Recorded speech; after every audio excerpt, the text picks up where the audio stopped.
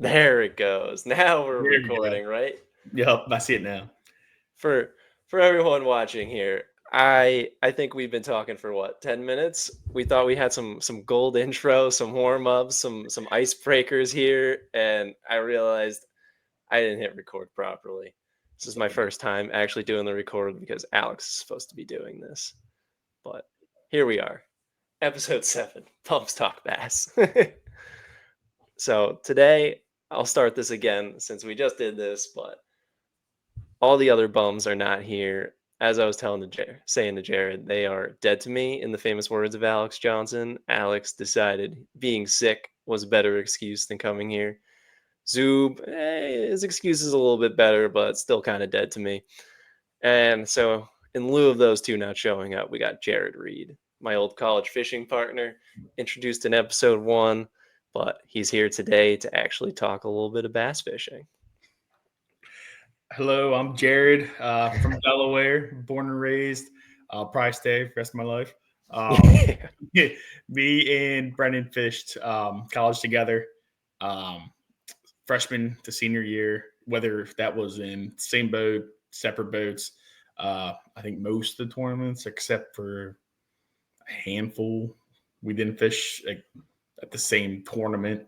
Yeah, pretty much it.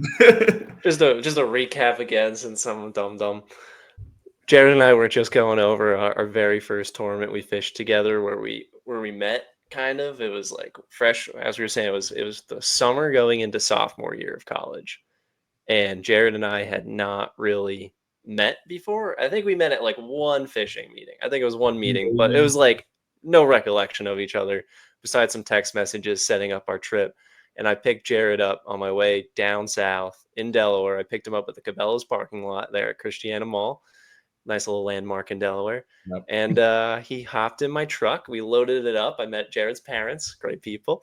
And then we drove like 1,200 miles to Lake, Alabama. And by the end of the trip, we were ready to kill each other. Yeah, it was pretty bad. We didn't want to be friends. We said before, but I'm pretty sure my exact words were, "I don't like you, and we're not going to do this ever again." And then now, Brian's a groomsman at my wedding, and we're pretty good friends. So. Yeah, times have changed. Times have changed since then. Yeah, like we were saying, the very first night we slept in a truck in my truck in the hotel. It was like a Holiday Inn parking lot outside Knoxville. Yeah, it was like 75 degrees outside. It was raining. I was laying across the front seats because I had like the seat that the little console that folded up into a seat. Still how you slept like that. Oh, it was horrible. It was horrible. I didn't sleep. It did not look comfortable. Jared was lounged out across the back of the seats. It was miserable. It was hot. It was gross. The funniest part is my mom texted me. I remember it clear as day. She's like, "Where are you guys sleeping at?" I was like, "Oh, the Hilton." And she goes, "Really?" I said, "Yeah, but in the parking lot, like not in the We're like, "Don't worry, Mom. We're probably gonna get mugged out of here. It's fine." It's fine. I was putting the cover on it, so it made us look like we were like staying at the place. Yeah, we put the cover on the boat. We had to throw like half our crap that was loaded in the car, like in the back seat, into the boat under the cover, just so we could fit. All to save like $100. Yeah, things we did back then to save a little bit of money. Every little bit helps. Yeah, I mean, when we didn't have any funding, I mean, like I guess we got a little bit for gas then, but yeah, it was rough. That was a rough time. It was the dark ages of the club. Yeah. On the way back, we slept in a hotel though. Yeah, we were living life back then. That was great. Good times. Good hotel. Then we get there, we show up at the lake, and it's chocolate milk, and I was so excited because that was my first time on like an actual lake. Because in Delaware, like I think our biggest lake is 200 acres. So it's Lum's Pond, right? Lum's is the biggest. I believe so. Lum's Pond. I guess, but they're not big, so they that's all I'm used to. Like I don't think at that point I had a 14-foot boat. So I wasn't really into the river fishing yet. Definitely wasn't on the bay yet. Yeah. Didn't even know there was bass in the bay at that point because I was still so green to it. And Yeah, so I was so excited. We get there, I look at it, and I knew enough to be like, chocolate milk is not what you want to fish in. And I Dude, it think, was oh, horrible. The visibility was literally like 0 inch. I mean, mhm. like a quarter of an inch you could see. It was, I think it had rained all week leading up to that tournament too. The water was high in the lake. It was, I think it rained during the tournament or during practice. I remember being in rain suits. yeah. Yeah. One of the days I remember it was pouring. And then even tournament morning, I think both mornings it was raining. And we're like, that was like the first, because I think I had done one tournament before that with David. You I did went to, Kentucky. There was yeah, Kentucky, one and tournament I think before. it was New York. No, I went to Kentucky with David, and then because I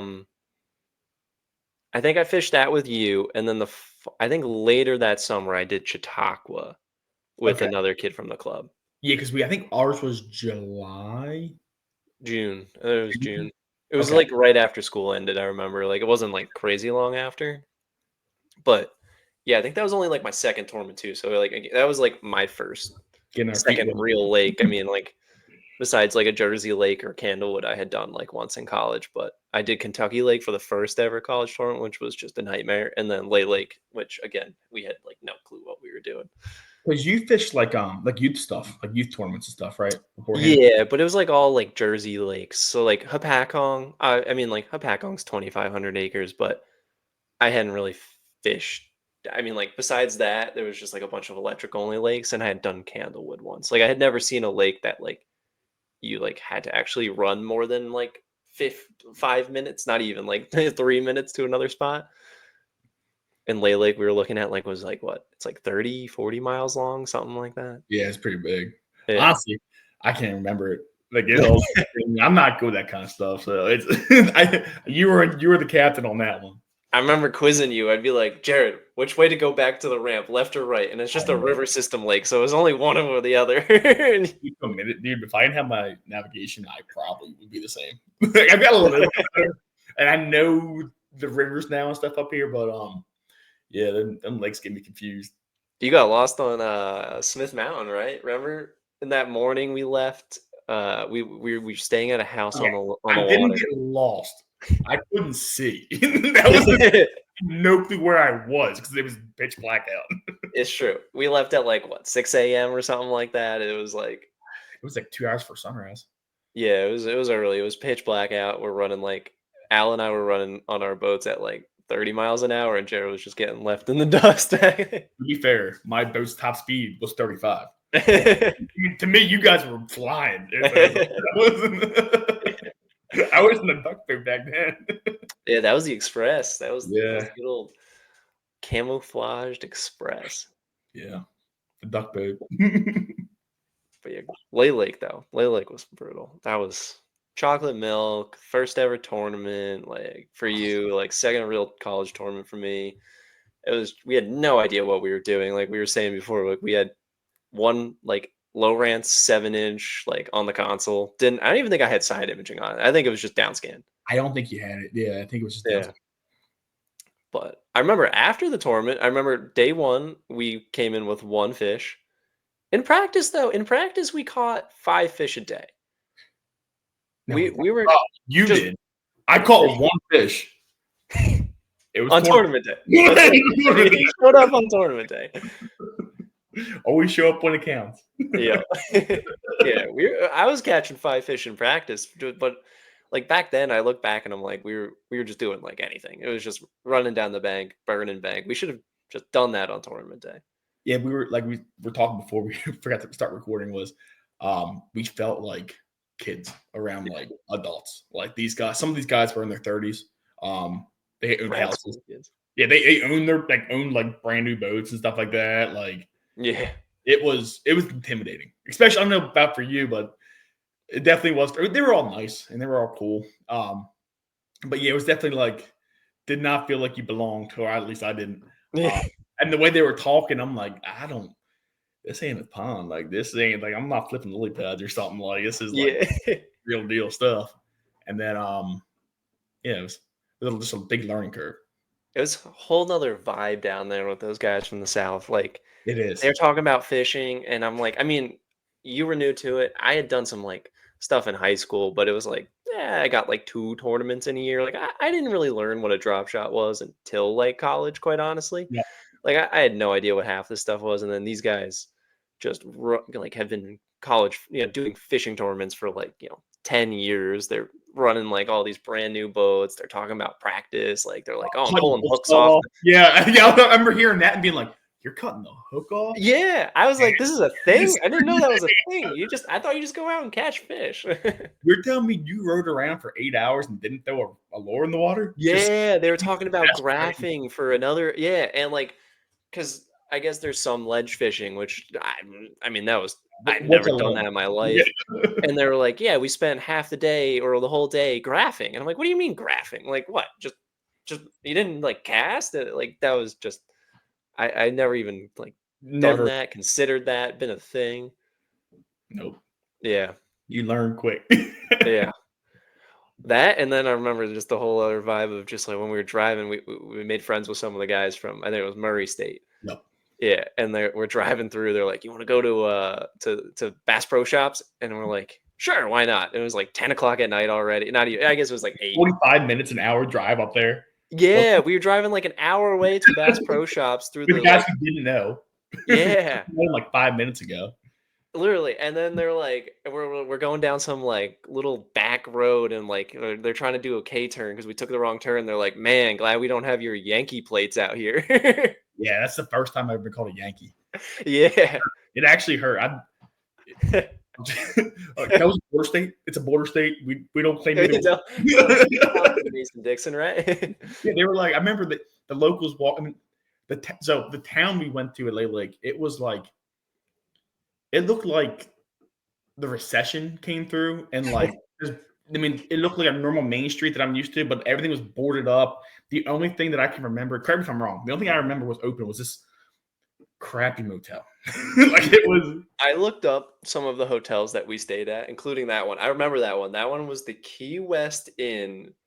I forget the town itself. It's just north of the lake, like away from like probably like 10-minute drive from the Beeswax Creek like marina that they go out of. It was the Key West Inn, and I looked up reviews of that place since we stayed there. I didn't want to. You don't want to look at them. It was like, oh man. The only reason like I don't think stuff really like went like bad was because there was so many of us. There was like, how many boats were there? Oh, when we pulled up, there was like 20 boats in the parking lot. It was literally just college kids that were staying there. It was crazy. Yeah. It was like we looked out for each other, and that's the only reason why. Because those two guys who walked up to call me a Yankee, like they were mad at us, like that we were there.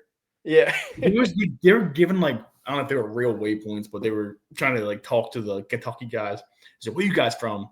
And I was like, "Oh, this isn't going to go good." And I was like, "Delaware," and then you said New Jersey. When he heard Jersey, he did not. Everyone hates Jersey. Everyone hates it. People don't know where Delaware's from. Yeah, people don't even realize it was a state. They're like, Delaware.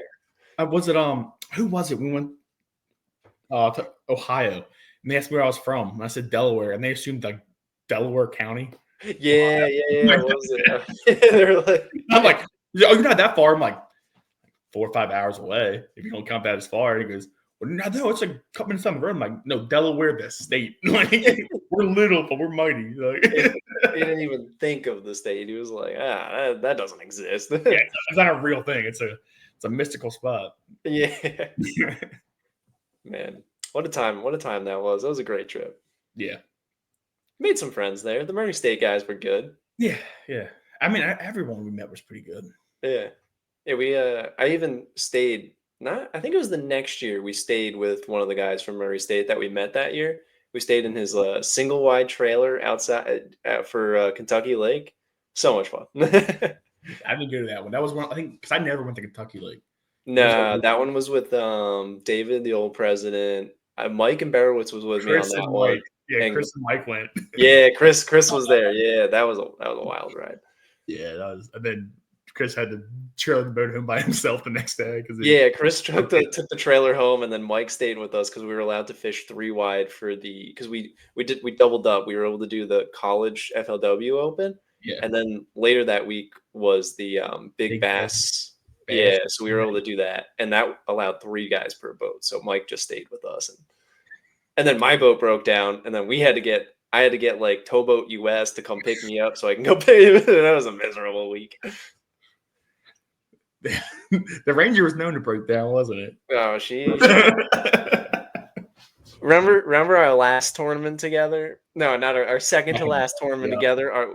We finally punched our ticket to nationals on the Bay, and in the old Ranger, the 200 Merc EFI, we had a what was it, like 15-mile run? It was like 15 miles or so from northeast back to the Bush River that they dumped us in, and I guess one of the seal about the base of the power head was going. So it was sucking water back up in, and it was starting to kill the engine when you're running. Like, and we had the 15 miles. We actually had a bag that could like qualify us. Finally, we're like, this is it. Yeah, we didn't know at the time, but we knew we had a decent. chance. We knew we were pretty confident we were at least going to top 10 it and like go. And we're like, finally, so like let's go. And then you're like, we were both thinking about it because we're like, we kind of got to pee, but both of us kind of decide, let's just go for it. And thank God we did, because halfway through we were dying. Like the thing, I was feathering it to try to keep the throttle going. Like the final like 3 miles in the bush, like I think the engine died on us like 4 times. I had to like would die. More than that. Yeah, it would literally die, and then we'd be like at the mouth of the bush in like 3-foot waves. It would die. I would crank it back up, slam it back in gear, go another like 300 yards, it would die again. And then it's like feather. We came in with like 20-30 seconds left before we were like late. Where were we when we left? I forget that. We were all the way up in the northeast. We were all the way at like the cuts and stuff? Yeah, we were in the cuts. Like we had to go the farthest possible amount. That's a hike. And if we stopped to pee, dude, we wouldn't have made it. We wouldn't have qualified. No, we showed up and it was seconds. Yeah. Seconds left. Like maybe like tens of seconds. Like all the guys were watching around the corner because they're like, Brennan and Jared should be back by now. We were not back. And I was known to be late. So that was fun. That was a good time. We had some fun tournaments. We had some good times. Yeah, we did. Yeah. Because we did Smith twice. Yeah. In separate boats. We did Erie twice with you. I did Erie 3 times. I think you did Erie twice, right? I did Erie with Brandon once and you once. Yeah. I fished it with Mike once. Yeah. And then we did Norman. Yeah, Norman. And that's where you met Al for the first time. And that's kind of where I met Al for like the first time in person, like actually talking to him too. Yeah. And then we did Cayuga. I met Zub sitting in traffic in Cayuga. Yeah. Eating the shit. Did we do anything else? Nationals. We did Nationals and Grand, and then the Bay. I think that was it because we fished. We fished what? We did the Bay twice, didn't we? Oh yeah, we did do the Bay twice. You did the Bay once with Barry. Yeah. Okay, yeah. You fished the Bay with Barry, and I fished the Bay with Mike. That's right. Yeah. And then we did the Bay together because we only fished Lake for the first time together. Then you got the Express. You started fishing with other people. Because it was only me and you, right? But it was at that point we had the club boat, but like we had Brandon's boat at one point. That was our junior year. Yeah, he was using that, and then our senior year, I think it was COVID. So me and you just went rogue. Yeah, we went rogue. We fished. Everyone else was too scared to fish. They were like, "I want to get kicked out." Yeah, we had our diplomas, so we didn't like. Did we have our diplomas? Did we what? We didn't have our diplomas, did we? I mean, at that point, I don't think we did. We did for nationals. I don't think we did for. I don't think we were technically allowed to fish like those tournaments, but the nationals, like, because we were fishing as Delaware, I think, for like the qualifiers, but then like everyone was complaining about it because they're like schools are like yelling at us, and then when we went to nationals, they said you could fish unaffiliated. Yes. So we weren't even fishing for Delaware. We were fishing as just Brennan and Jared. Yeah. Yeah. There's a couple schools like that. We weren't the only ones. Yeah, I think Alex was the same thing. Like they were just Alex, not Ramapo. Yeah. Yeah. Fun times. It was fun. Did Jason say he was going to join? No, doesn't look like it. Oh, Zub. Yeah. I sent him the link just in case he wanted to pop in. But when you met Zub, you actually were like the first one to meet Zub, even Yes. before Alex too and I. So it was me and Chris. And to describe, how would you describe Chris? I don't want to be mean. Chris is I don't know. He's like a redneck, but like not a fake redneck, but like just a Like a dumb bullshitter. redneck. Like a bullshitter. Yeah, He doesn't bullshit. stop. Like he'll talk himself into a hole and keep digging. Yeah, and just keep going. He doesn't know when to stop. So we Chris told me that he's this big bass fisherman, and he's like, oh, "You should let me go to Cayuga with you." And I'm like, he told me I'm the best fisherman in this club, blah blah blah blah blah. And I'm like, at this point, like we're fresh off the lake, and me and Brennan we're cool, but like I'm like I want to beat Brennan. Like I'm not here. I'm here to beat Brennan. So I'm like, all right, Chris, let's go. We're gonna beat Brennan. Like that's what we're gonna do. So we get in the boat and I pick him up and he puts like 2 panfish rods in and like a pier rod. And I'm like, that's what you're bringing? And he goes, use my bass rods. And I went, we're in for a long Cayuga Lake. And then we go and we hit, I don't know where we were. I think we were in New York, if I'm remembering right. But we hit like bumper to bumper traffic. And I see, I forget Zub's old truck. It was the Zub truck. Yeah, it was the Silverado single cab. Yep. He pulls up, and I think he was in that truck. He pulls up, and I see a bass tracker, a little bit beat up bass tracker, and I'm like, this guy's got to be going where we're going. And I look in, and he's like our age. I'm like, it's got to be him. And I'm not sure if I saw like a Penn State sticker or something like that. And I'm in the left lane, he's in the right lane. And I told Chris, I'm like, yo, like, put the window down and see if he's going. Because I mean, we're not moving. Yeah. And no. I'm like, just put the window down. So we do. And we just start having a conversation with Zub. Like we're friends. And we just met. And then it turns out like every tournament, like we'd run into each other, shoot the shit for a second, and then like go on our way. And then we met Alex at Norman. And you gotta meet this dude. Like he's crazy, blah, blah, blah, blah, blah. And it's Zub. And we meet him, and I'm like, yeah, we know each other. And like, how do you know like Cayuga? Like just meeting in traffic. So it's so crazy that you guys met in traffic. There's a lot of funny stuff like that. Dude, Zub's a character. Alex was saying when he like kind of met him for the first time, they were at, I think it was Erie or something like that. Yeah. And after the tournament, now was saying like the one guy from Penn State was like, guys, you got have you guys met this guy Zub yet?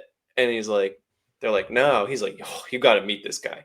And he like does like a dog whistle, like a and like Zub plays like Zub, and he runs in like a little puppy. The thing about Zub though, he gets you hype. Like you may have had a bad day of fishing. And you talk to Zub, and you're like, I want to do another 8 hours because he might be lying to me, but the way he's so confident when he just talked, I think I can catch a bag. Oh yeah, well Zub, because the first sentence or two out of his mouth every time. Always a lot. Always a lot. You gotta lead with it. You gotta lead it. It's what they teach in grade school. You have the opening lines to like, catch your attention. Sometimes you gotta lie. Zub took that to heart. Sometimes it's a question, sometimes it's a big statement, sometimes it's a lie. An outrageous statement, catch attention, and say what you have to say. Oh, Jason, the kid, absolute menace.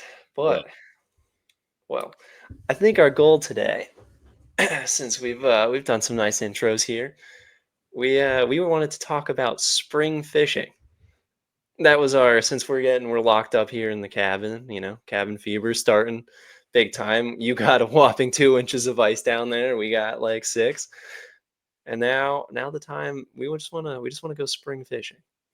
So what is your favorite part about fishing in the spring? Where do you start on Shallcross?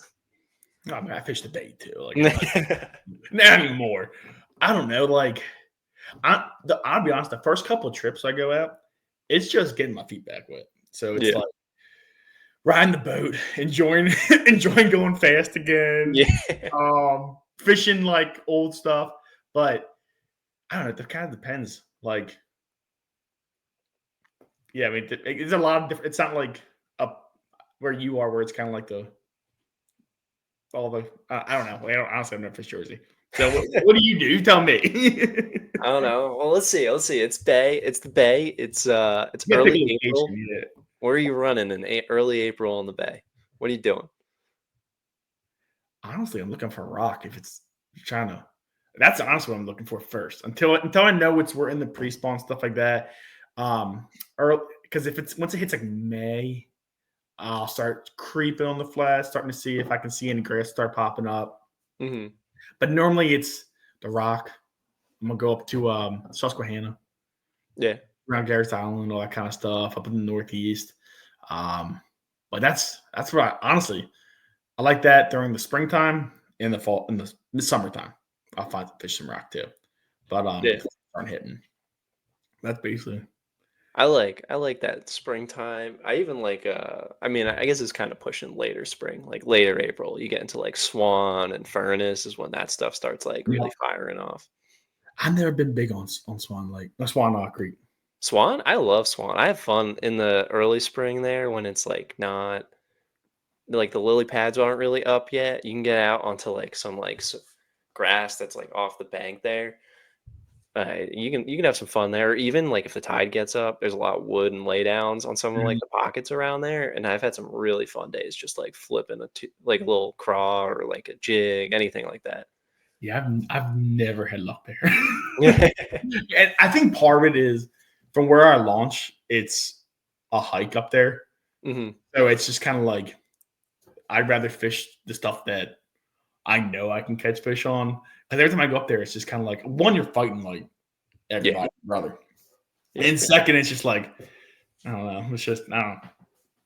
I like cranking and like all that stuff in the Northeast with the rock. You got rocks, you got a bunch of docks. I mean, like it's kind of like you're still in that fall wintertime kind of like. I feel like especially in the fall tournaments, there's not as much going on. I mean, there's always fish out in the flat, but I feel like a lot of those tournaments are won in the Northeast, and like that kind of stays into early spring there, and then by like mid to late April, I feel like is when the flat starting to play. Once they start budding, it's a free for all, and it's everywhere, anywhere you can find grass. And then once that grass comes up, it's what kind of grass and you guys. I know in this off topic, I know in like summertime, you guys hate the eelgrass, or do you guys still hate the eelgrass? I don't do particularly great in the eelgrass, but I also don't. I haven't fished in the summer there in a while now. I don't think I fished in the summer there since I fished that tournament with you. Oh, really? I mean, yeah, this past year I think I fished in like. No, it was still in the May when I was there. May and early June was when I fished this past year. Okay. Like, I haven't been in the midsummer since college, I don't think. Damn, it seems like you're after all done. I know. Yeah, no, it's literally because like Jersey, like the nation and all that stuff comes down, and we like do they normally the nation tournament is like right after the Ike Derb because Gotcha. they have the Ike Derb, and then the New Jersey Nation they use their scales. They pony them up for the day, donate them, and so then they just put their tournament the next day, so they don't have to come down twice. Gotcha. But I like that. I like that June time. June time's fun. But like that's like when there's like a lot of milfoil. It's not getting choked out yet. I think I love July or the past, maybe not last year, because the weather was kind of weird. But normally I always felt July was like, if you're on the flats at least, was like it. It's like, fun out there. Then mid or late, like I guess it's like later summer where they're like, I don't know. It's like choked out. You can find like the little patches in there. You can actually like frog fish it. Yep, you can kind of do whatever you want, and it's just finding them. And once you find them, you got them. And it always seems like that time of year, there's no small fish on the flats. It seems like whenever you feel a tug on it, it's 2.5 and up, or like they're all decent fishing up. But you may only get those 4 or 5 buds. Yeah, but they're going to be the right ones. Yeah, no, that's definitely. Although this past year I caught a bunch of tiny ones. This past year, this past year was weird. This past year, We're going on average. Yeah, exactly. But all right, back to spring fishing. You're fishing. I'm off topic. You're fishing. How about shallcross? What are your traditional springtime baits? What's your go-to? What are you picking up in April? Are you talking pre-spawn or are you talking like during spawn? I don't know. April pre-spawn. Pre-spawn, I'm probably doing. Honestly, if I'm on shallcross or all the ponds, I'm always gonna have some kind of wacky setup. Whether that's I mean, I've tried to get away from it as much as I could because it gets boring after a while. But like, you need it. Like it's like why would you put down the one thing that during that time of year you know is going to catch them? So what about these chatter wagons? You got them too. You got spinner baits in the spring. Yeah, you could be ripping around crankbaits. Sometimes it also depends on water temp. Like sometimes I'm still fishing jerk baits that time of year. Mm-hmm. Shallow jerk baits. One jerk bait that I've switched, not fully to, but I really like is the new the Berkeley Stunner. Mm-hmm. You fished them yet? I have not actually. I've been trying to save up my pennies for mega basses. I'll be honest with you. The mega bass they're different. Like the Stunner is more erratic and it's faster and it's more like you fish in the summer. There's mega basses that just to me seem like they're finessey. They're more finessey. They're way more finesse. Yeah. Colder. Yep. Yeah. So it kind of depends. Like I'll fish those jerk baits later into almost right into spawn. Yeah. The normal stuff, spinner baits, chatter baits. I'll hold off on the crankbaits. Oh, I'll fish rattle traps. That's also a good one for me. I like. Traps. I haven't thrown a trap in a minute lately. Yeah, I throw traps a lot on the. Honestly, on the bait too. I fish a lot of traps. Mm-hmm. Chromes and that kind of stuff, or like gizzard shad pattern. I remember in the winter or early. I mean, it's still winter, late winter, beginning of spring. It was I think it was end of February. Was fishing the bay, and I remember just dragging a trap. It was on the ground. It was just dragging, probably sideways, just flat on the bottom, and catching them. Yeah, and then I'm not. You fish a lot of jigs in the springtime, don't you? I mean, I throw a jig no matter what. No matter what, yeah. I don't. Yeah. I'll fish a jig before I fish a Texas rig, but I don't fish too many jigs. If I'm gonna work something, work a worm. I wanna get better this year in the spring, especially is throwing a swim jig. I don't throw that enough. That's one thing I did switch last year, especially on the grass and stuff like that. Mm-hmm. It's a game changer. I think I fished a swim jig and caught more fish on a swim jig last year than a chatterbait. Yeah, on the grass and stuff like that. That's what I need to do more. I need to mix it in. What's your setup on your swim jig? What are you doing? Like which one I use? Yeah. I fished a lot of the new Berkeley ones just because I get a little discount on them. So I tried them out and they were great. I put some kind of Kitech on the back, some paddle tail. Normally it's a 3.8 or around that, whatever the brand is, whatever I have on the boat. Yeah. I'll fish that on a 7-foot, medium heavy, and I'll fish 14-pound test with a 6-4 ratio, and I just slow roll it, it's a Kitech, just roll, twitch a little bit here and there. Mm-hmm. Yeah, I had actually real good luck this year with that. I've thrown them plenty of times, but I think my best success was later spring. I was throwing it on the Potomac and I was catching them pretty good. No, but I haven't really dialed it in yet. That's the one thing I have not messed around with. What color you throwing on there? Potomac, I think it was just a bluegill color. Kind of there was a bunch of bluegill swimming around the one creek I was in, and brim, all that kind of stuff. So I was just kind of trying to match that kind of little forage. What I found, the color that it seemed to stand out the most for me this year, or past 2 years, was white and yellow. It was almost a sexy shad kind of. With I put a white swim bait on there, and you always got to dip the tail. Tip the tail. Always dip the tail. I was dipping the tail with chartreuse when I was doing the bluegill setup. Yep. Yeah. You always got, especially on the tidal stuff. I feel it's just a little bit of oomph to it, I feel the bay The bay I like a different color, but we're not gonna disclose. Oh, that. no, I shouldn't have said that then. we gotta bleep it out. You say, all right. Got to keep some things a secret. Yep. What else you doing? I don't know. I mean, spring, the chatterbaits. I feel like just like the traditional, like you just throw green pumpkin or kind of vibe in the early spring. I don't do. I feel like I don't throw the orange, red craw as much as I do I green don't pumpkin. Yeah. But that's like my favorite is I'm like just thinking about all the old times in like that early spring. It's like you get out onto some of the grass flats because up here a lot of it still doesn't necessarily die in the winter. Like I feel like the bay there's a lot bigger of a die off. Yes. But like our lakes, like a lot of it doesn't really die. It gets frozen over and it's still there. Like they're living in it year round.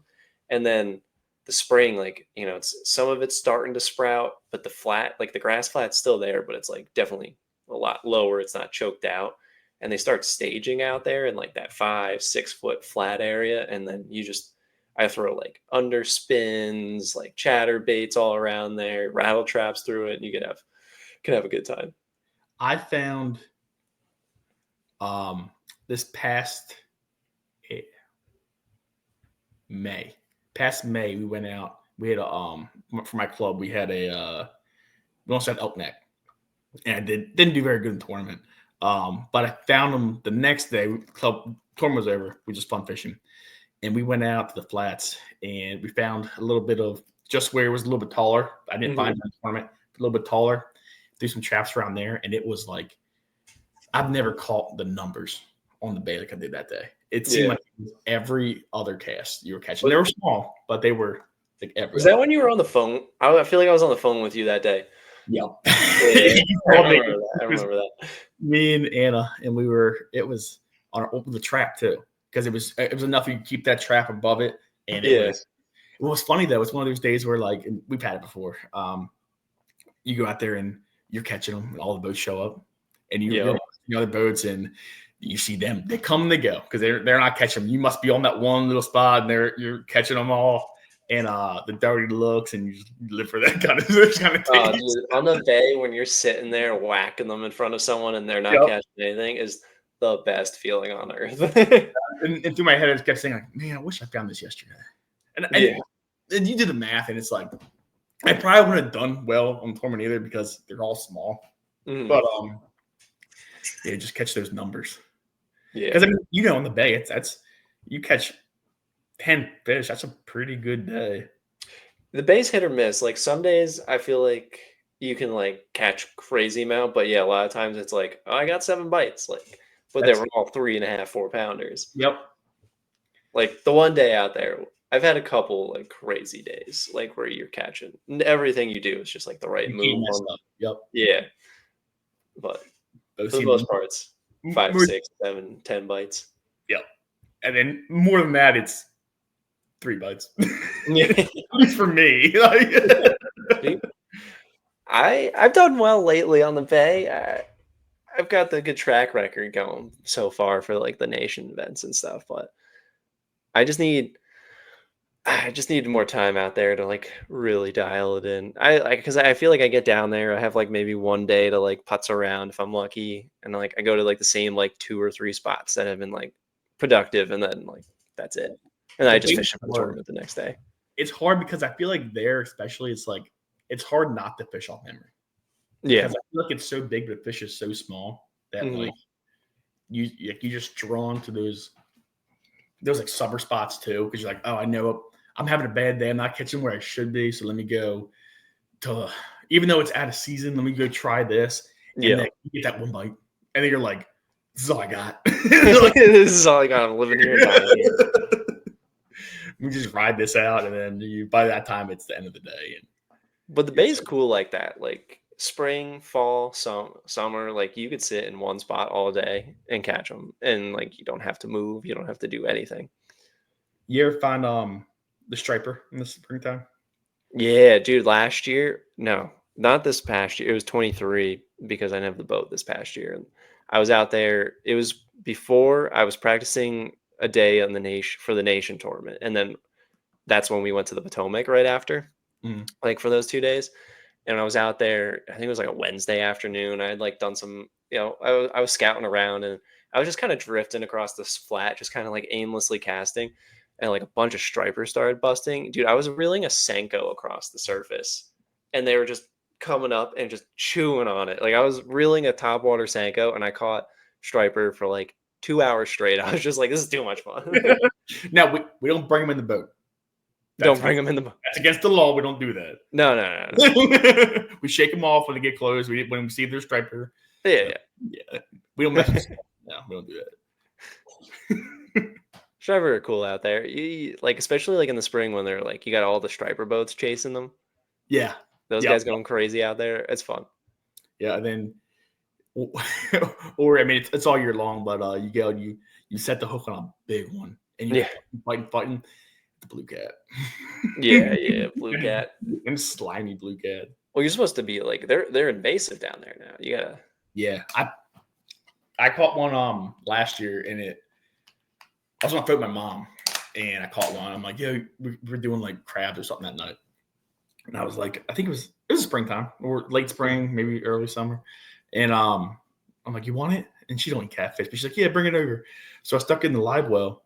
It filled my whole live well. Jeez. It was like almost 30 pounds. Yeah. Oh my god. Yeah, and they're. Did you open up the stomach? Did you see what was in it? Honestly, dude, it was the most disgusting thing I've ever filled. It was like liquid fat was like pouring out of it, and it didn't taste good. Like I mean, some people say it tastes just like the other ones. I don't think it did. I didn't like it. I don't mind catfish, but I find the bigger ones taste worse. Like if you get like a small, like 15, 18 inch, like a smaller one, like under, like once you start getting to like some of the bigger sizes, they get too thick. The fillets don't cook like as well. I feel like cut. Yeah. It's just like, it's like too big. Like they don't taste as good. Yeah. I don't know, maybe you gotta like cut them into like steaks and cook them like that, and like to make it better, like a nice thinner. But but they'll smoke anything. Like I've had them break so many jackhammers. Oh, they're apex predators out there. They will bend a jackhammer hook out. Like I've had one like rip it off the head. Yeah, like it's crazy. And they're they're strong too. They're menaces out there. Dive and stuff. Yeah. If you get a bite and it feels like a really good bite, like the thing just whacks it, thumps it, like you're like, blue cat. They'll do the head shakes, like the channel cats. The channel cats, that kind of stuff. But like sometimes those blue cats have head shakes to them. You're like, oh, it's a bass, and it's like, no. And then it starts doing the belly roll, and you're like, no, it's not. Yeah.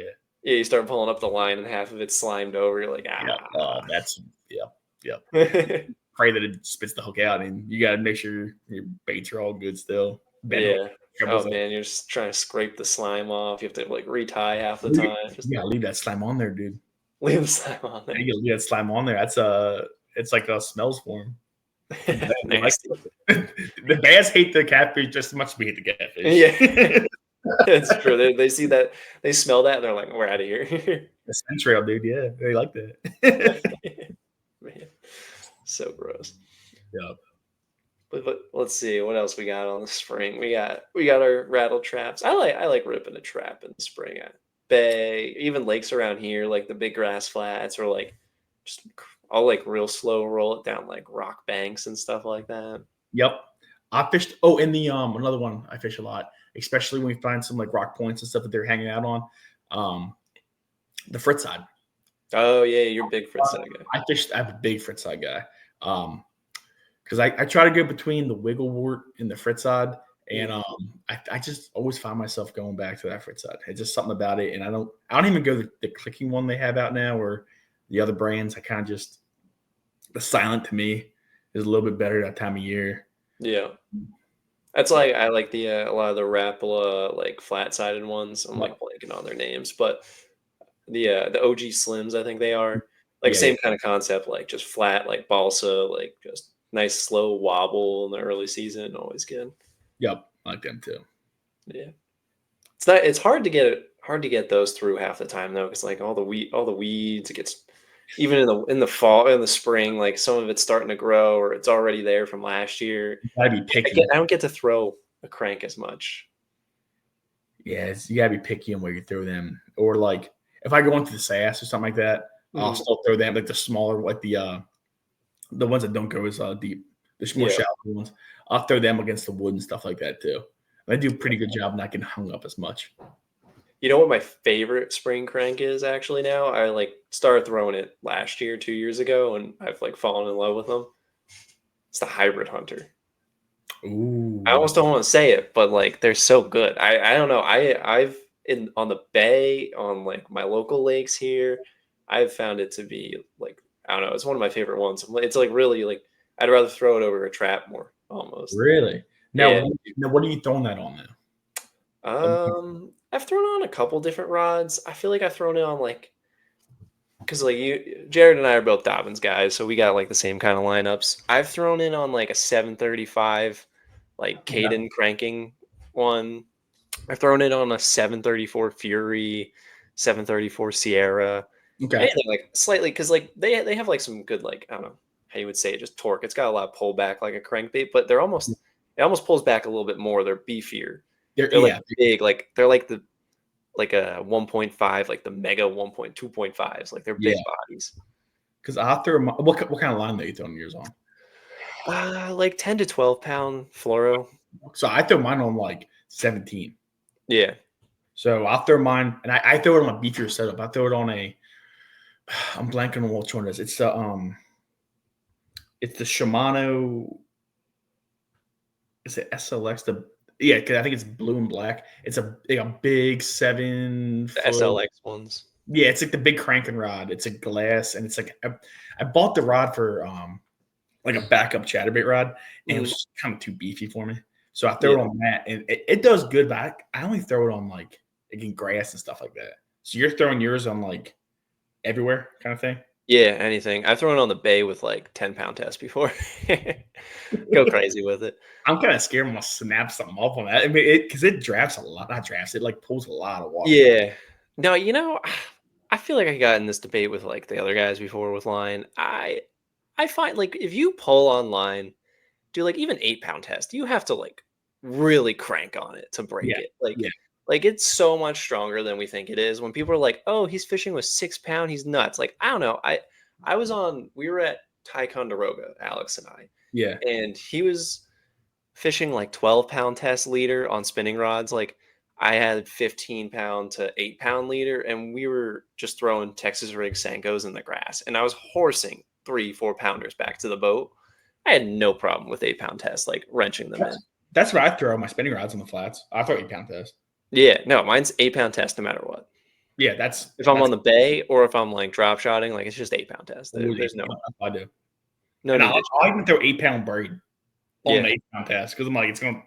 It don't matter. Yeah, 8-pound braid is even stronger than the 8-pound fluoro. Like exactly. That's what I do. and even like on the bay, like I mean, dude, even like my flipping stick, not my flipping stick, but like my all around like just jig rod, it's got 15-pound test. That's what I do. I'm snapping that. I'm slacklining them. I've never had issues. Yeah, I have. What line are you throwing? You throwing nice line? Or you throwing cheap line? Well, I used to throw all the high C stuff, but now that we like don't have the college discount anymore, and I was still buying it for a while, just like their fluorocarbon, Yeah.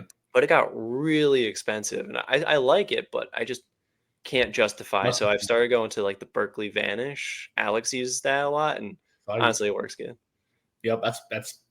I never had an issue with it. And what's crazy is that line is everyone I talk to and they ask me what line I throw, I say Vanish.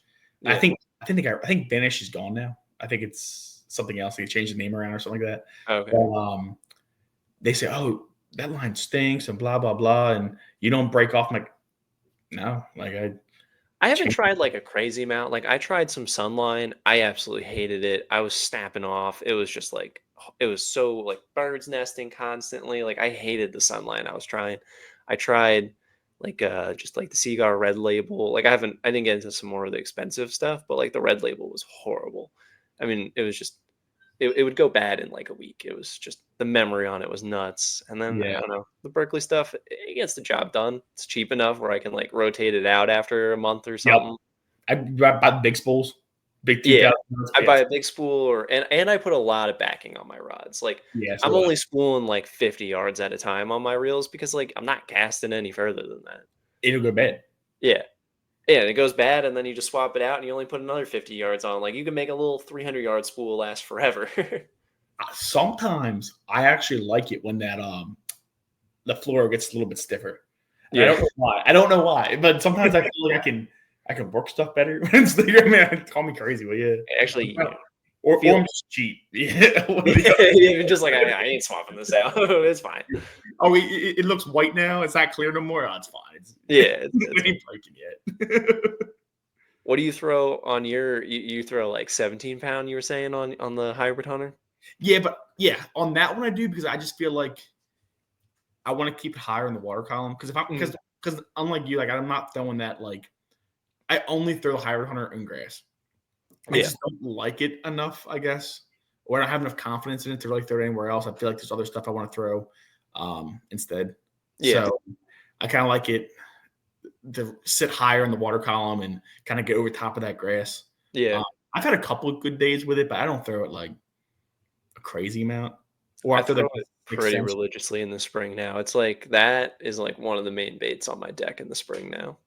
Yeah, because I'll throw that like what I think that's what you were saying too is I kind of switch once the grass gets high enough that like you can't throw traps anymore is when Yeah. I'll bring that in. Yeah, yeah. I'll 'Cause you can and just I'll just pick the have tops and yep. but like you were saying with a heavier rod, like, you can actually because if you do, like, a lighter rod, like, more of a trap rod where it's, like, a little bit Too you can't much. rip it up as much. No, I like a beefy. Now I'm not one that I like smaller rods. Like I'll throw because Dobbins are a little. If people don't use Dobbins, they're like lighter than most of Mhm. the rods. They're medium heavy. Is more like it's like in between medium heavy for most brands. But Yeah. like I prefer like that lighter rod. Like almost all my spinning rods are all light, like or medium light. The They don't. like, the 1 powers, right? The one Yeah, I Yeah. love one powers and that kind of stuff, like drop shots and like light sinkers or not sinkers, but like trick worms, that kind of stuff. Yeah. So I normally go way lighter, except for that. I'll go heavy for the hybrid hunter and that kind of stuff. I just bought a new, Sierra no, sorry, Champ XP on the Tackle Warehouse sale. Mhm. It's the, 763 spinning rod. So it's like the 7.6 medium power. Yeah, I'm kind of excited for it. drop shots. Drop shots, because it's a little bit like you were saying, like, I like the lights, like, I throw a lot of medium lights, like, the 692s, 702s I like, Yep. but I had, like, a 703, and I I always had it paired with this old it was like a bigger rod, it was, like, a little stiffer, and I had it paired with a too big of, like, an Okuma reel, Yeah. and I just didn't use it much because it just wasn't right, and I put a smaller, like, 2500 reel on it, and it just felt so much more sensitive and, like, once I paired it correctly. So then I was like, "Oh, this actually works for, like, a lighter rig now that I can actually, like, feel it and it's balanced." So then I figured a 7.6 for, like, some longer casts where I can actually, like, horse things out of, like, on the bay if I'm, like, bombing a Senko. You also that for is a spy bait action. Yeah, yeah, exactly. I could throw a spy bait, I Also, could that's throw the little ounce, quarter ounce, eighth ounce jigs, like a mile now. I Get ready bought for scoping on Champlain. I bought actually I guess it'd be similar. I think it's like a 7.4, 7.5 spinning rod, Mhm. like a medium light, I think, by Fenwick. And the same kind of thing. I got that one for like flipping like those small little micro jigs and stuff like that. For like the Yeah. back, it was like the Nana Coke, Pokemoke down here. Flipping like back in the woods and stuff like that. Yeah, yeah, and have a little more leverage to, like, wrench Yep. them out of that crap too. Yeah. Yeah. Yeah. Oh man, now I'm itching to just get out there. Yeah. I just Like, need to pick up the chatterbait and just start bombing it. yeah. Now you give me all hype. I 'Cause want to like, use I've been using the 736 glass rod from Dobbins for my yes. chatterbait. Do you have the 735? Because I've been I thinking about going through that in the spring. I had the 735. Yeah. Yeah. I bought because I think we bought that at similar times. I think Mhm. that was one of the first Dobbins rods I bought, and I think you bought it yours like the next year, a couple months after. Yeah. And because I bought mine because I wasn't at that point in time I wasn't fishing the bay that much, so I Mhm. wanted a chatterbait rod for like a little bit of the bay. I could like bring it down to the ponds and stuff like that.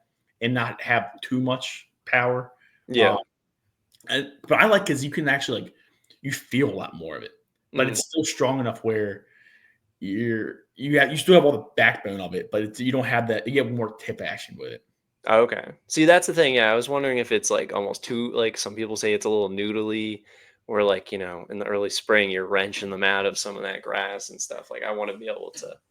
I prefer horse. the noodle. Huh? On a chatterbait, I prefer it. Yeah.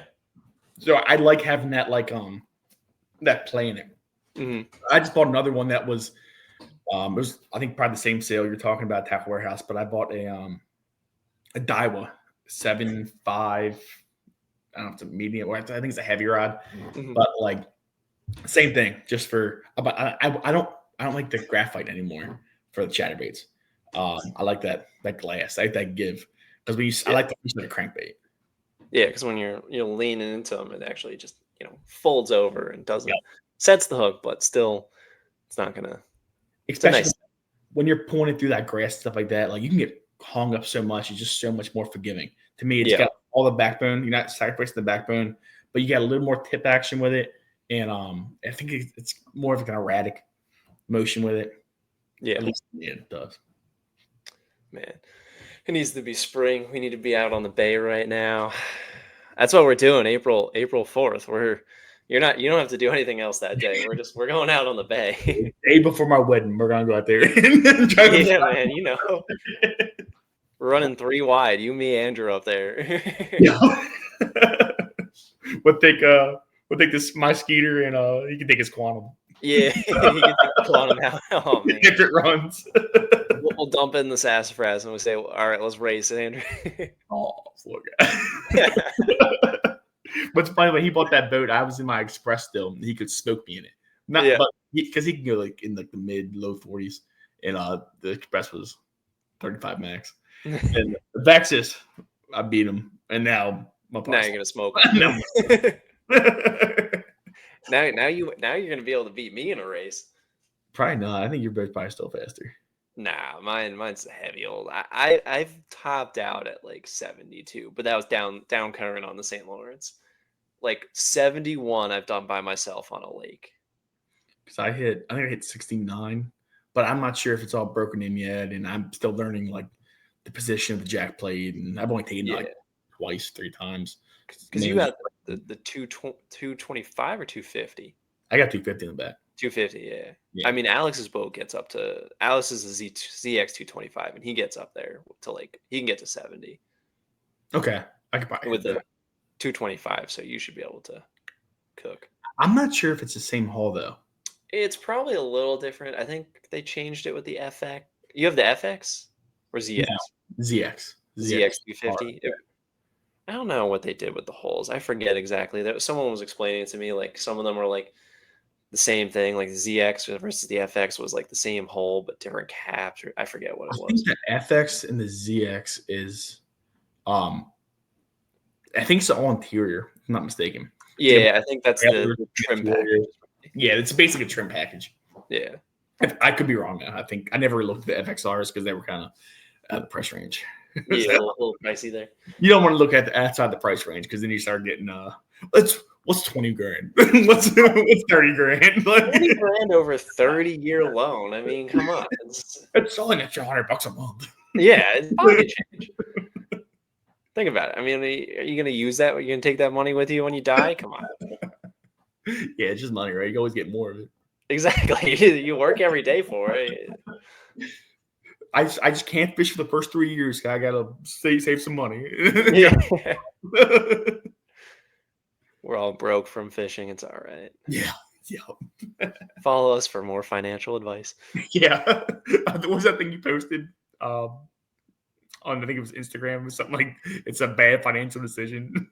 Yeah. That one. Yeah. What was it Dave Ramsey going? Yeah. We don't need bass boats because we're smart people or something like that. Like, all right, calm down, buddy. That one hit home on me. He doesn't have as much fun in life. It's all right. He looks miserable. Yeah, he's very sad being a millionaire. I've never seen someone look sad going 60 on a river. So never. I've seen a lot of sad people with their boat broken down on the side though. Yep, It's because they didn't spend all the money on the boat. Not on a good Yeah, boat. they didn't get a new enough one. or they got a Mercury. Yeah, they got Mercury. 100%. I was miserable for the first 7 months of 2024. Yeah, that was rough.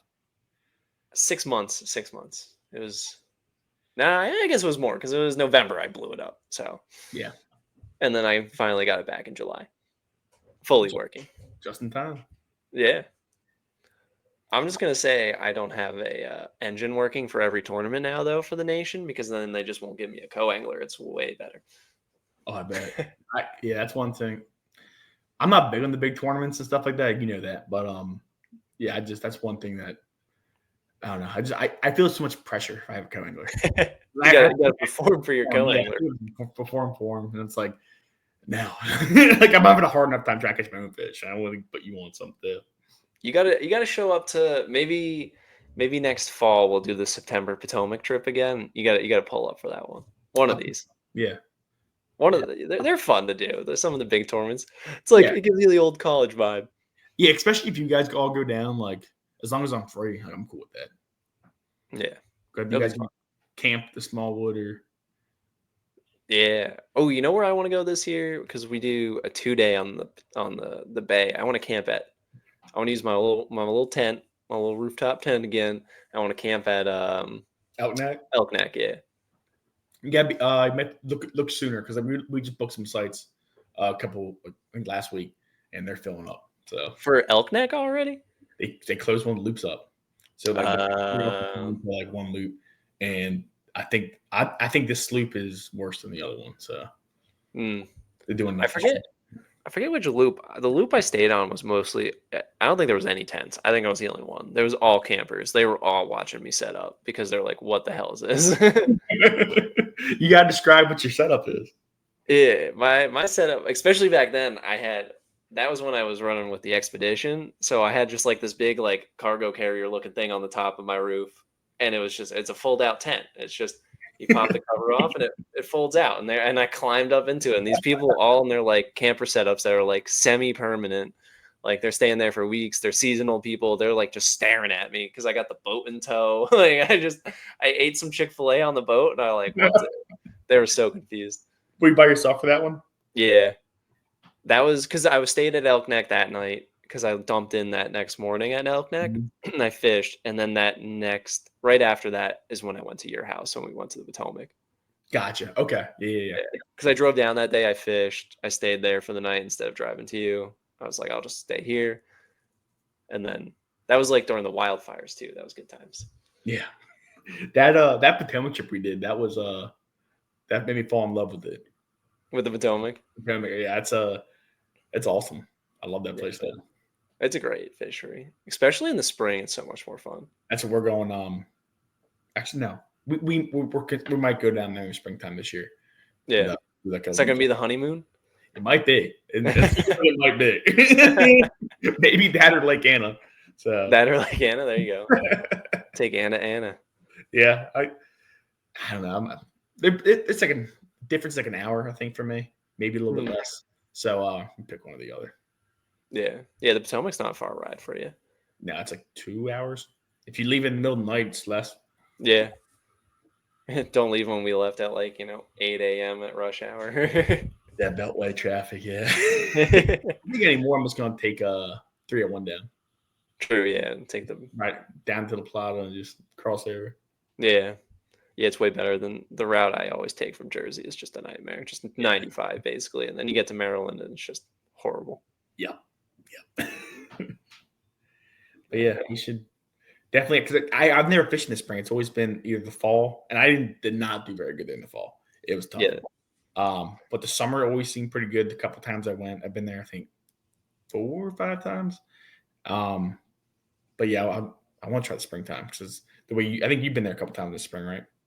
I don't think I've been there earlier than, I think it was like really early June. Like I went early June with you once and then early June with Al. I mean, so it's like almost end of spring basically, but yeah, it was like definitely more fun. Like the grass is like starting to come up, like it's not choked out like when you're there in September. Oh, it was choked out. We went, it was September, I think we went, or maybe late August. And it's hard to find stuff because it's just It's a all completely different fishery when like you could actually cast like you can go in the middle of Smallwood and you could fish on those giant grass beds and you can actually get in there. yeah, It's crazy. yeah. It's cool. I'm excited to go back there.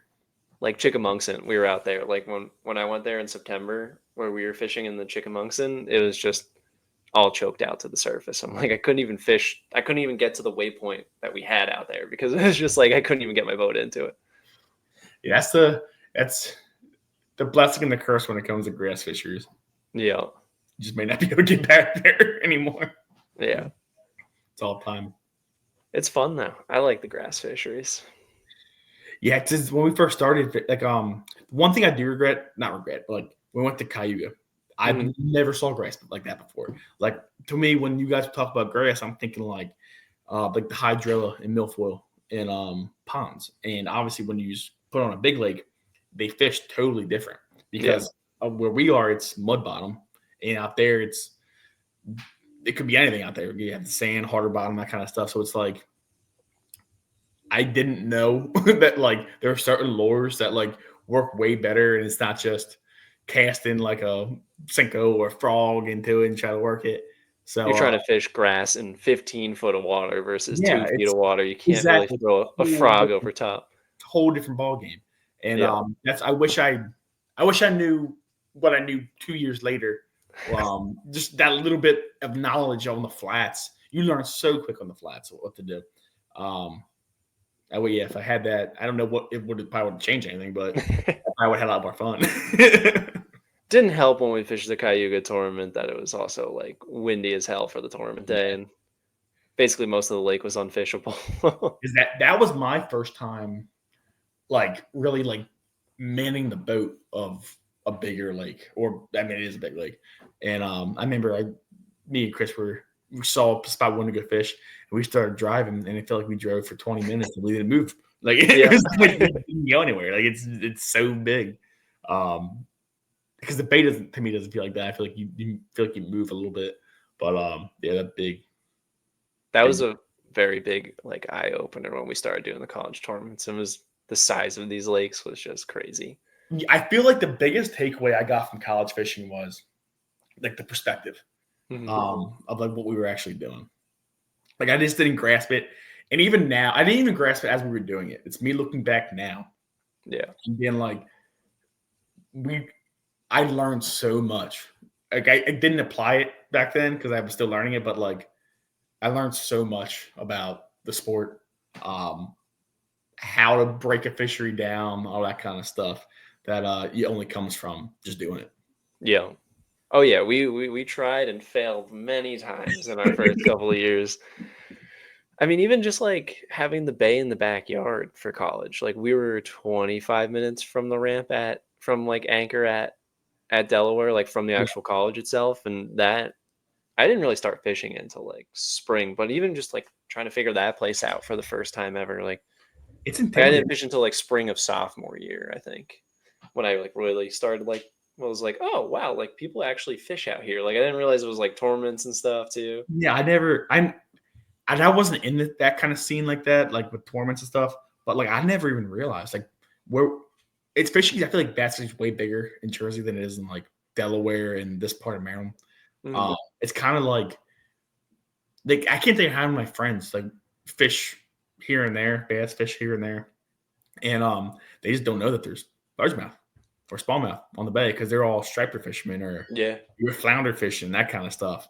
Like there's no way there's bass on the Chesapeake Bay. I'm like, I'm catching them there. Like, they're there. It's crazy. I remember the first time I was out there, I think it was September it was my freshman year.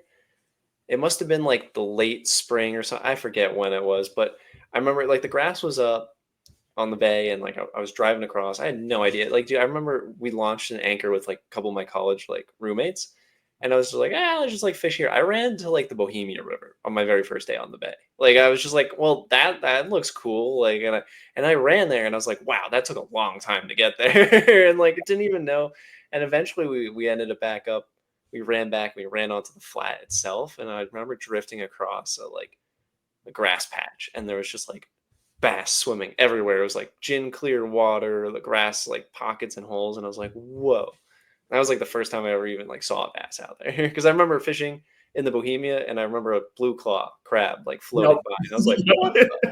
Yeah, you see that a lot, which is it's crazy. Like I feel like some people just don't like understand like it's really brackish water. I mean, like I've been at the mouth of the Sayas by Turkey Point, and dolphins were next to my boat. Mm. Like Yeah, that was crazy. I remember you telling me about that. You're couldn't like, dude, believe it. there's I mean, dolphins. yeah, like I almost got hit by a dolphin, and then like I've seen what I thought was sharks like Mhm. surface at the like on the flats in the middle of the summer. And I see them multiple times, and I was trying to figure out what it was and stuff like that. And I read that sometimes sharks get up in there and stuff like that. Like I've I also heard believe it. people catch like flounder next to bass. Like Yeah. it's crazy. Like it's you don't know what you're gonna catch out there. Yeah, exactly. You imagine like coming out to a tournament and you land like a nice little doormat fluke. You're like, what the? But that's like not like it's uncommon, but it's not unheard of though. Like Yeah, for this area to do that. it's crazy. It's a wild fishery there. The coolest thing I feel like about the Chesapeake Bay though, especially Upper Bay, is that each of the rivers has its own like characteristics. Hmm. Like the Susquehanna isn't the same as the Sass or the Gunpowder Yeah. or the Northeast. Like they all have like their own kind of vibe to them, and like they all have their own like feel. Like they don't fish all the same. The gunpowder, I think I fished 3 times, 4 times in total. I think I've been down there, and that's a completely different Oh, setup. It's like, yeah. and like, there's like whole group, there's like whole clubs that fish the gunpowder, and like I know, like I remember one of the guys I met in college fishing. He lives down there. I think he's on one of the he works in the army, I think. So he's like stationed down there. So he gets to fish the gunpowder all the time, and like it's just like he doesn't fish the upper bay. I mean, he fishes it more now, but like he used to not fish it much at all. It's just like gunpowder, and it's crazy. It's like a whole nother little like group of people on the bay, but they're not fishing the same bay you are. That's the craziest part about it too. It's like, and you have guys that kind of only fish the Sass. You have guys that kind of like, and it was also funny is that like, because I mean, you guys are from Jersey and Zeus from PA, and most of the people I'm down here are from Delaware, Maryland, Mhm. and it just seems like certain rivers are occupied mainly by a certain demographic of like people. Yep. You have like I feel like most of the Jersey guys they kind of stay in Northeast. Yep. Most of the Delaware guys would kind of stay in the Sass. Yeah. And like we don't like people don't take the runs normally unless they want. No, because it's like I feel like a lot of times the other places just don't pay off compared to the flat. Mm-mm. If you're gonna like actually win the tournament, like you'll do well. You could do well in the other spots, but like your club, like especially like the Blue Hen guys, like you guys do sassafras only. You guys do Upper Bay only. Like it's you can kind of break it up, and that makes it more even, where you can actually like fish the sassafras and not have to worry about getting Exactly. beat by some guy that sat out on the flat all day. Yep. Because you have because that's the thing with the bay in general is like you kind of have like guys that are kind of one trick ponies and they can like Mhm. he's a flat guy and like he's only going to fish the flats, he'll live or die by it. And some days he'll win, some days he won't. But Yeah, like when you break up the rivers like that, who's the best here this given day? Who's the best here for this given day? And I yeah, think it's almost like saying it's because we don't have anything else. Like we don't really have lakes around here, so we have to like divide our rivers up. yeah. We all connect. We divide them up as if this is a lake, that's a lake, that's a lake, kind of Which thing. is cool because like the sassafras, I don't really fish much anymore. Like every time I'm down there, I don't go to the sassafras because I'm like, well, I'm fishing on the bay. I'm gonna have to win on the Yeah. bay, on the flat. But like I used to fish it back in college when we were in college. We would go to the sassafras, and it's fun. It's a good fishery. It's not gonna. It's just different. It's like Yeah. more wood. It's like more wood stuff, and then like there's like no grass anymore on there. And then Mhm. you go up in the Susquehanna, and it's all rock, and there's not much wood. Yeah. And it's the same kind of thing in the Northeast. It's more like docks and like cuts and that kind of stuff. It's cool. Yeah. Bohemia, I hate the Bohemia, so I don't really go in there. Bohemia is supposed to be coming back though, right? Like there's like some stuff. Yeah, a guy in our club did really well this year in Bohemia. Yeah. So that'd be cool. Yeah. I hope some of these places come back where you can like actually catch fish in the elk and the Bohemia and the sassafras and make it all to like spread people out would be the coolest thing. Yeah, because I'm starting to see a lot more. I don't go in there too much, but like around like Elkneck by the by the boat ramp, there's grass flats coming back there now. Yeah. They died off, and because back in was the 90s, like they said, like the better rivers, I think, were like the Elk was one of your better rivers. Northeast wasn't like even I don't think even really thought of. Yeah. The Chester was good back then, but the salt line just changes and just changes everything up, kills the grass off, and it'll be cool. It'll be cool to see it all like kind of come back. I mean, it's just like all of them, they're kind of cyclical. Like Potomac, you know, a lot of the main river grass like used to be way bigger like flats, and now it's kind of like toned back and it's like starting to come back again. I mean, it'd be cool to see the Bay do that where like sassafras. Like I've seen people drop 20-pound bags in there, especially in the spring. Yeah. That you could definitely win out of the sass in the spring, I think. Yeah, you definitely can. I always have way better luck in the sass in like the fall time. Yeah. Like once you start catching the striper coming back into like over winter in the sass, once I start doing that, that's where I focus on because it seems like that's when the bites just turn on because those striper they push that bait up there, especially like towards like the upper part of the sass. And like this past year, I caught like almost a 7-pounder out there. Yeah, I remember you showing me that one. That was huge. Yeah, that's. I mean, I think I've caught all the big fish I've caught in the sass have come probably in the fall time. Yeah, I remember that. You have that one little spot, especially that you like. Yeah. Don't let Zoom talk about it either. The specific waypoint is as long as no one's partying on it. Yeah, yeah, you've already said too much. It's too late. There's a lot of party spots out there. Yeah, but the sassafras. I mean, like if you think about it now, like I feel like Anchor has kind of pushed a lot of tournaments out. Yes, or they've yelled like they don't like hosting them. So like you got a lot more coming out of Elkneck. I mean, maybe it redistributes the fish a little bit. Maybe some of them are like, yeah, I'm gonna swim that way. I've heard that a lot of people are catching by the elk now, and because a guy I talked to a lot more guys around here, and it seems like the elk was kind of like when we were in college, it was still being fished by the local guys that like had fished it for years, and they kind of said like, "Oh, got a little." It gets good and bad, like anything else. But it seems just like your guys that come down to fish the bay, they just kind of abandoned it. Yeah, so it's kind of like locals.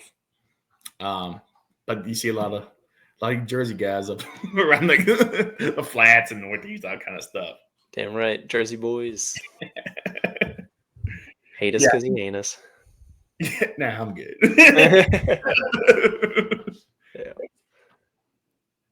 Yeah. God, now we just need to get out there fishing. Yeah, hopefully this spring we can get out there, put the hybrid hunter to work. Yep. Any more about what else you do in the springtime? In the spring? Juice you guys use? I feel like it's just a bunch of the reaction baits, and then I throw my jig in between. I mean, now that we're talking about, I think back to the spring stuff. I think the spring is the one time a year, besides like winter, where like I kind of shrink down what I'm throwing, and I kind of only throw 5 lures, and that's kind of what I pull until postpone, and then I open it back up to all my other stuff. Yeah. No, yeah, you can get a couple of reaction baits, like 1 or 2 slow baits out there, and like you could just pick those up and wind and chunk all spring. Yeah, I'm not gonna go. They have a whole deck full of rods that time of year. Yeah, no, that's for June, June and on. Yeah, I'm hitting everything fine. Yeah, we'll have to have you back on for the next the late or early summer episode. Okay, let me know. I think we need to just run through all the seasons. Yeah. Yeah. Like, all right, it's May 1st. Now, what are you throwing? All right, it's June 1st. What are you throwing? Yeah, because honestly on the bay, I think I fish on the upper bay. I fish more like after spawn. I'll stay up here more.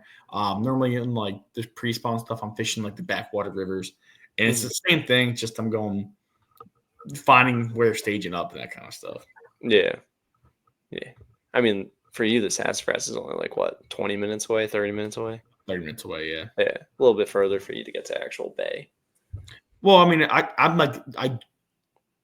for me to from where I launched the sass, I launched a Turner, so it's a great tour. It's kind of the middle.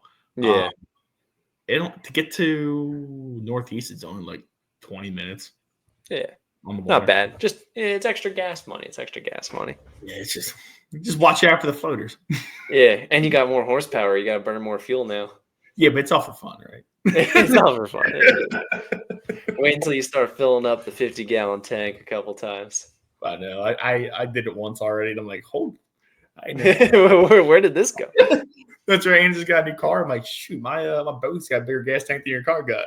250 sucks down a little bit more gas. I mean, the 4-strokes are definitely better than the 2-strokes, but because my Suzuki it sipped it.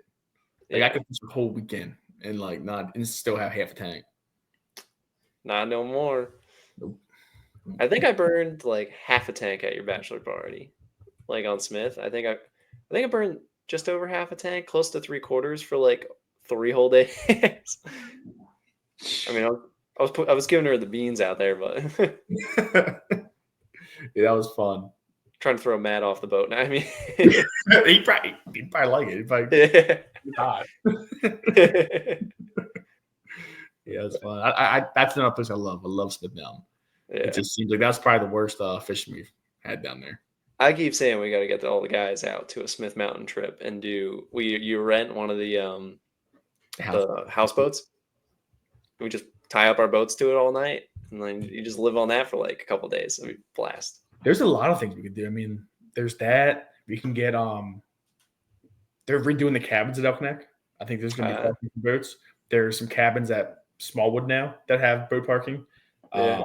You can buy or you can rent at Lake Anna big cottages that can hold like 16 people. Huh. Interesting. I want to do a Lake Anna winter trip one of these years eventually. To the hot side? Yeah, not even the hot side, the cold side. Did you see one of the guys' YouTube series? I think it's like SB Fishing. He just had like a 30-something pound bag on Lake Anna. I'll have to get out there. Mm-hmm. Yeah, no, crazy. But Lake Anna was a cool one I want to get out to again. Yeah, definitely we got this year to that. Yeah. But, well, let's see. We made it. Hour and 22 minutes. Look at that. Time flies. Jeez. Yeah, it goes by quick, don't it?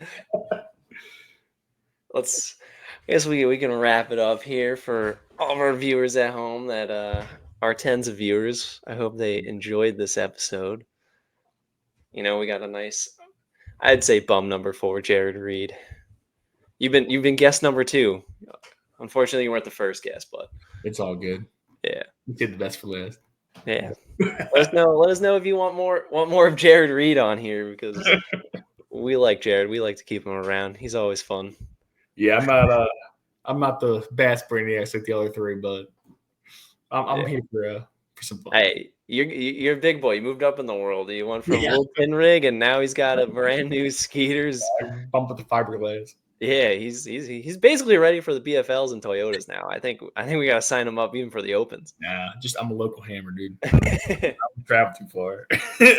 Just a guy trying to be a local hammer like the rest of us. Well, I hope everyone enjoyed watching, and let us know if you liked it. And please follow, like, subscribe, and we'll see you next time. See you.